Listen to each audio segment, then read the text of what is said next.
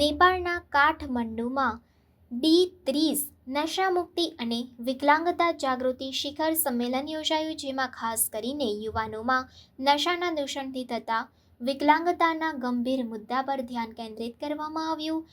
કાશિયાના ફાઉન્ડેશનના નેતૃત્વ હેઠળ આયોજિત આ સંમેલનમાં 30 દેશોના પ્રતિનિધિઓએ નશામુક્તિ અને સંબંધિત વિકલાંગતાને દૂર કરવા માટેની વ્યૂહરચનાઓ પર ચર્ચા કરી. આ કાર્યક્રમમાં નેપાળના રાષ્ટ્રપતિ રામ સહાય યાદવની ઉપસ્થિતિ રહી, જેમણે નશામુક્તિ ક્ષેત્રે મહત્વપૂર્ણ યોગદાન આપનાર વ્યક્તિઓને આંતરરાષ્ટ્રીય ઉત્કૃષ્ટતા અને યુવા આઇકન એવોર્ડ વિતરણ કર્યા. રાષ્ટ્રપતિ યાદવે તેમના ભાષણમાં નશાના વધતા જતા ખતરાને દૂર કરવા અને યુવાનોના જીવન પર તેના વિનાશક પ્રભાવને દૂર કરવા માટે સામૂહિક પ્રયાસોની મહત્વતા પર ભાર મૂક્યો.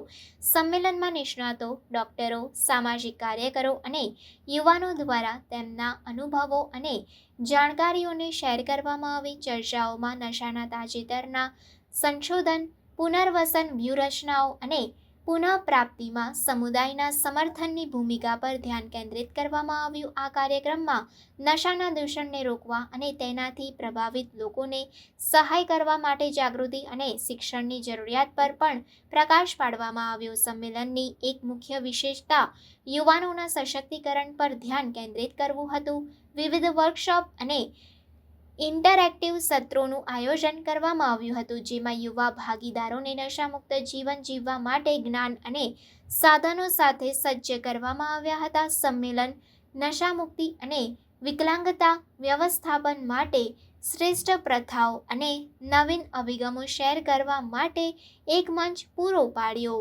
હવે તેના બીજા તબક્કામાં D30 સંમેલનનો ઉદ્દેશ્ય નશાના દૂષણથી ગંભીર રીતે પ્રભાવિત દેશોનું વૈશ્વિક નેટવર્ક બનાવવાનો છે, જેમાં સહકાર અને જ્ઞાન વિનિમયને પ્રોત્સાહન આપવામાં આવે છે. સંમેલનનો પ્રથમ તબક્કો 2030માં નવી દિલ્હીમાં યોજાયો હતો, જ્યાં નશામુક્તિ અને સંબંધિત વિકલાંગતાઓને દૂર કરવા માટેના વ્યાપક અભિગમ માટે વ્યાપક પ્રશંસા મળી હતી. આ કાર્યક્રમનું સમાપન તમામ ભાગ લેનારા દેશોને નશાના દૂષણ સામે લડવા અને વિકલાંગતાવાળા લોકોને સહાય કરવા માટે તેમના પ્રયાસોને મજબૂત બનાવવા માટેના આહ્વાન સાથે પૂર્ણ થયો.